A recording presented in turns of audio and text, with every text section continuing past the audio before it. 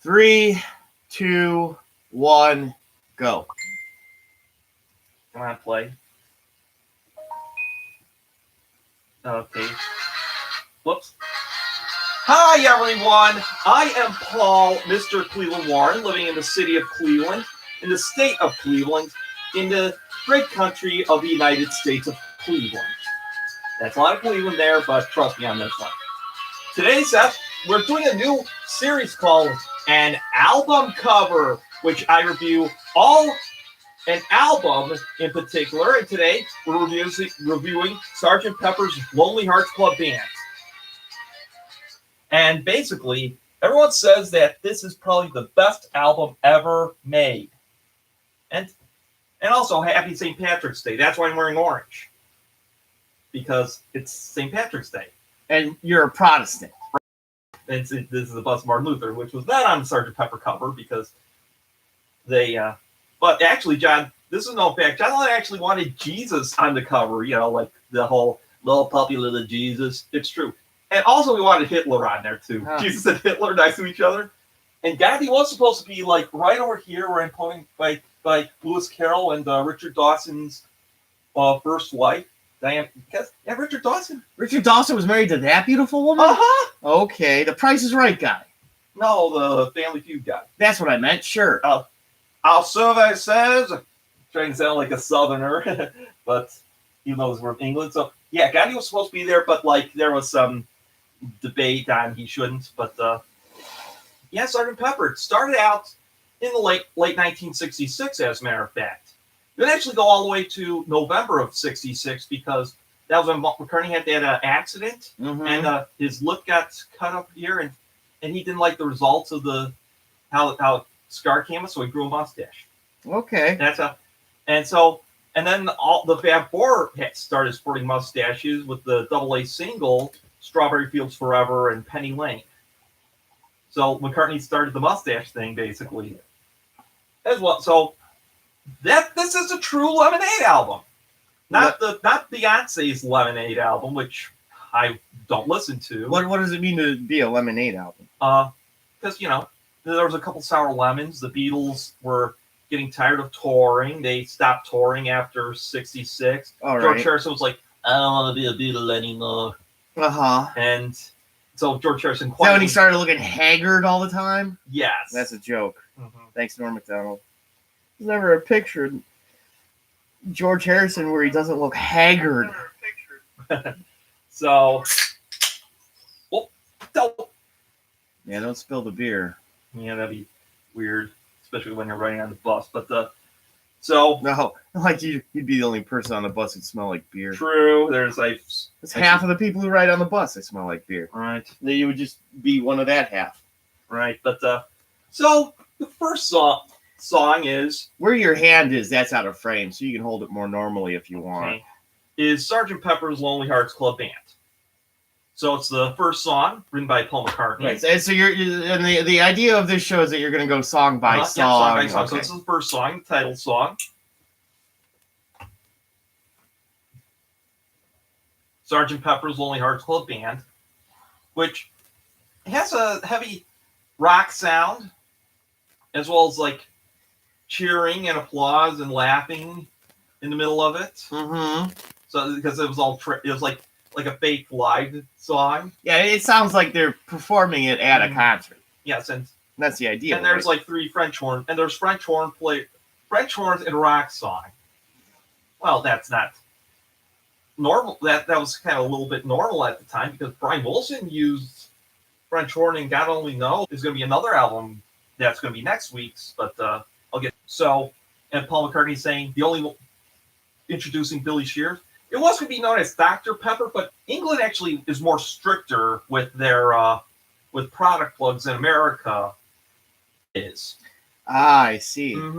That's why the Kinks had a problem with Lola, not because of the dating a transgender, but it's the line drinking champagne. They were going to say Coca-Cola, but England is very strict on it, stricter than America. If this was an American song, you could say Coca-Cola. Because they don't mind. Our country really doesn't mind that much. So then Paul McCartney's introducing Billy Shears, and it's the second song, With a Little Help from My Friends, which Ringo sings. And it just has the usual instruments from any Beatles song, but just Ringo doing all the call and reply. The song works with Ringo. Right. And you thought it was going to be John singing it, but it was actually Ringo. Oh, well, did I think that when I was a kid, or what? Yes. Is that maybe because I heard the cover or something? No, but no, the cover was Joe Cocker. Yeah, I know the cover's Joe Cocker. Yeah, and that was and Paul McCartney really was actually fascinated with that version. Yeah, and it actually has Jimmy Page, who plays guitar on it. And the drummer was actually from one of my favorite bands, Procol Harum, Barry Wilson, which is in the Joe Cocker. All right, but what about the Beatles version? So you're talking about that album. I was done with that one. Oh, then all right, then move on to the next Let's skip song. to Lucy in the Sky with Diamonds. All right. And actually, it was, even though it was a picture that Julian made about this girl named Lucy, the initials are Lucy in the Sky with Diamonds. Yeah, LSD, the drum. Right, yeah. yes. And that's everybody thinks it's a song about LSD. Well, it does sound like an LSD-like song because you have the... It's very trippy, yes. Lowry organ, which is not a Hammond, but a different type of organ, which is more like a theater organ. And then you have George playing the tambora, which is a bass sitar. And then George is playing some slide guitar on it. And it's very complex, basically. And there's another song that got covered by Sir Elton John. And get this, Lennon was part of that cover. Yeah. And, I mentioned Sgt. Pepper. Jimi Hendrix played it, and Paul was amazed by it. And both McCartney and Hendrix became friends until Hendrix's death. Sgt. Pepper, yeah! So, number 4, the fourth song is Getting Better, another McCartney song. It has the usual instruments that the Beatles would play: guitar, bass, drums. George Martin plays piano at the end. And like at the third verse, they use the same sitar drone that George plays. And in some ways, it's the verses are kind of dark, but then you get to the chorus, it's getting better all the time. Can't get any worse. So, yeah. And number 5 is Fixing a Hole. This is where I do feel that Paul McCartney really was doing the Beatles versus Beach Boys thing, because Fixing a Hole almost sounds like a Brian Wilson song, because you have a harpsichord playing and then the surf-like guitar. I don't know who plays it, maybe Paul, but might have been George. And then you got some doo-wop kind of scenario. And it was actually Paul McCartney fixing his house in Scotland. Oh, that's what he wrote the song about. So he's quite the handyman, huh? Yes. He didn't pay other people to do it? No. Doesn't he still live in that house in Scotland? Yes, yeah. I believe so. And it's basically a safe haven for horses. I don't know if Paul McCartney would ever use glue. Because... yeah, glue is made from horses. Probably bugged at that. But She's Leaving Home. Now, this actually... Now, I kind of call this the trilogy of the string trilogy, like that Paul McCartney did. First, he had in 1965, he had Yesterday, where he had a string quartet. Then you get to Eleanor Rigby, which is a string octet, which means 4 violins, 2 violas, 2 cellos. Okay. And then the third one is She's Leaving Home. It's all about trying to look for love and not getting it. And this actually came from a true story it actually came from the newspaper. Like this rich girl, like her parents buy her everything, but she wanted something more than that. That's why she ran away. On Wednesday, she ran away. On Friday, she met this guy at the motorcade or something. Yeah. And and actually, even though Paul McCartney objected to the harp in the Long and Winding Road, he had one in She's Leaving Home. Right. But it was because George Martin was involved with it. So a good case. The seventh song is Being for the Benefit of Mr. Kite, one of the few songs that John Lennon wrote on the album. And it was actually based upon a Victorian billboard. Oh, no, Victorian poster. Right. It said Being for the Benefit of Mr. Kite. And the reason why he said it's topping the bill because Mr. Kite is on the first line. Right. And he wanted to challenge the world with his circus act. And this is another psychedelic, trippy song because you have the same Lowry organ, and then you have harmonicas played by everyone but Paul. Paul McCartney never played harmonica, I don't think. Yeah, it was usually Lennon, wasn't it? Yeah. And then there's also carnival-like music and playing in the background, like they snipped up some old carnival snippets. Yeah. And then we have Paul. Paul plays the guitar solo on that part. Okay. Which all sounds like an electric mandolin. And like there's a harmonium and probably one of John Lennon's best songs ever. Yeah, but that's the first side of the Sgt. Pepper. Yeah, so you're talking about vinyl, and that's the first side of the album. Mm-hmm. You looking for your phone? Looking for my bell. Your bell? What did you do with your cowbell? I don't know. Is it behind those things? Behind what things? What's two posters you have sitting there on your left? Oh, yeah, okay. No. No? Well, what would you have done with it? I don't know. It's by my feet. Yeah, it's up next to your right foot. It is? Oh, here we go. Yeah, so I hope you're liking an album cover because tomorrow, even though I was going to mention movies, I'm actually music.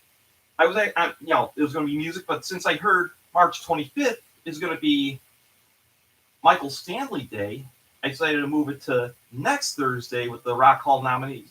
In my opinion, I still think Michael Stanley should be in the Rock Hall because he did have that started the whole Rust Belt rock kind of thing. The blue. Yeah, but that's from a week from now. Are you doing a promo for tomorrow's show? Yes, and you're talking about tomorrow's show. It'll be the 16 movies that could probably never be made. Right, 16 movies that you couldn't make today. Yes, and so I hope you're enjoying it. Hit that like button, hit that subscribe, get notified. So then you get that out. And now we get to side two, which this is the only George Harrison song on here, and I think this is the one that everyone probably skips. Yeah. Because it's Within You Without You. Okay. It's the George Harrison playing guitar as well as some Indo instruments. Okay. Like tabla and some. And this is the one that kicks off the second. Yes. Okay. And the violin players actually had a problem with this song. Okay. Because they had problems playing the parts and probably took them a while. I think the best part because the chords don't exactly go together when it's a different transfer when you're playing guitar versus violin, right? So, more like Indo music. And you're right. And so it's kind of more like almost sounds like almost like there's also Arabian music has that same kind of feel. Okay. And because I've listened to some Palestinian music and like that. That Jay-Z song, that was sampled by an Egyptian song.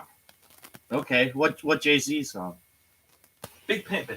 Oh yeah, I know what you're talking about. Yeah, it was sampled by an Egyptian song. So, but actually, the best part of that song was when Mal Evans was laughing at the end. Yeah, I thought it was like some animal sounds like that over the streets of India or something, but it's actually Mal Evans laughing. I don't know why he was laughing at the end. I don't know either. But the next song is When I'm 64, which actually was the first song to be recorded for Sgt. Pepper. And this was when Paul McCartney's dad turned 64. Right. And it has 3 clarinets, 2 regular ones, and 1 bass clarinet. And also they had tubular bells, not like Mike Oldfield's song, but and there's piano as well as electric guitar. So it's kind of got that parlor music hall kind of thing. And that was big at that time because Winchester Cathedral by the New Vaudeville Band came out, and it was it kind of reminisced that whole Roaring 20s and Great Depression music. Okay. like how Patrick and Eugene does right now. Right. So another McCartney song. Next McCartney song was "Lovely Rita," meter maid. Because I think it was because he met a parking meter maid whose name was Rita. I think. Is that pure speculation though, or is there rumor to that? I think there's a rumor to that. Oh, okay. And also, this was a song that used combs as an instrument. Right. And wax paper. Right, wax paper over a comb. Mm-hmm. And then there's like some interest, and it ends almost like the jazzy psychedelic kind of feel with the like all the moaning and groaning. And then track 11 is Good Morning, which John Lennon got from a cornflakes commercial. I never make these things up, And Paul McCartney plays the guitar solo, and it has a lot of brass in it, and he also mentions a TV show from 1967, Meet the Wife. That's a popular show in England at the time. Sorry, it's time for tea and meet the wife. It's not like meeting your wife at home. It's just, hey, Meet the Wife's on. Let's watch that show. And this is probably another one of those songs that probably was, like Beatles' answer to pet sounds, because at the end there are a lot of animal sounds in there. There's a rooster, a dog, a cat, tweeting birds, a lion, elephant, what's that, fox hunters, because at the end they have the fox hunting animals, like the dogs and the horses and bugles. I think there's cows in it too. And then it segues to the reprise of Sgt. Pepper's Lonely Hearts Club Band, which is by Paul McCartney too. And you think that's like the finale, but you get an encore, A Day in the Life, which in some ways does not have the Beatle-like music, like instruments. It actually has an acoustic guitar, a piano, some Latin percussion like congas, and maracas. And then in the middle part, and then like after you see here, I Love to Turn You On, right? There's a 40-piece orchestra. Not only it has violins, viola, the whole orchestra. Violins, violas, cellos, double basses, even a harp. There's flutes, clarinets, oboes, bassoons, trumpets, French horns, trombones, tubas, and a timpani. And get this, the whole orchestra actually wore fake noses, glasses, and what have you. Because there's a video of this showing the orchestra wearing all that kind of weird stuff. Actually, if I was part of the orchestra playing trumpet, I would like to get the arrow through my head thing, because right? Because I had that over here, and then the bridge is actually done by McCartney, saying woke up, fell out of bed, not got out of bed. That's a Mandela effect, and he goes up, meets people, has a smoke of a cigarette or pot, because that's why I got banned on BBC, because they thought it was a drug song. Yeah. And Paul McCartney just is like either not paying attention, or he's starting to get into a daze. Wow. And then you get the orchestra again. And then you get the final verse, which is 4,000 holes in Blackburn, Lancashire. And this is John Lennon's cynicism towards the government of England, because he calls them all holes. Right. Take a wild guess what that means. And actually, Lennon read this from the Guinness family. This came from the newspaper too, because someone from the Guinness family actually got into a car accident. I think he died, but I don't know. Okay. And then the ending goes, the orchestra crescends, and then the final piano chord, which is done by 3 pianos, and then you hear this fade. And then the American version, that's where it ends. In the British version, you get this inner groove thing. it sounds like, "Oh, you should have never taken my underwear. You should have never taken my underwear. You should have never taken my underwear." And if you play it in reverse, this is what you may hear. "We'll pull me back as Superman. We'll pull me back as Superman. We'll pull me back as Superman. We'll pull me back as Superman." And so, yeah. Even the album cover is a work of art. I mentioned, there's all these people on here. You also got Karl Marx. You got the guy who wrote The Jungle Book, Lawrence of Arabia, Bob Dylan, Edgar Allan Poe. I see Marlon Brando. There's one of the Nelsons. I think it's Ricky Nelson. And you kind of got a couple of Indo gurus. Like there's the first guru next to Alistair, next to a Freemason, because Crowley was a Freemason, and then you got the Indian guru, and then you got another Indian guru next to Stan Laurel, and the other one next to Kilping, which makes it pure irony because kind of point to it because the guru.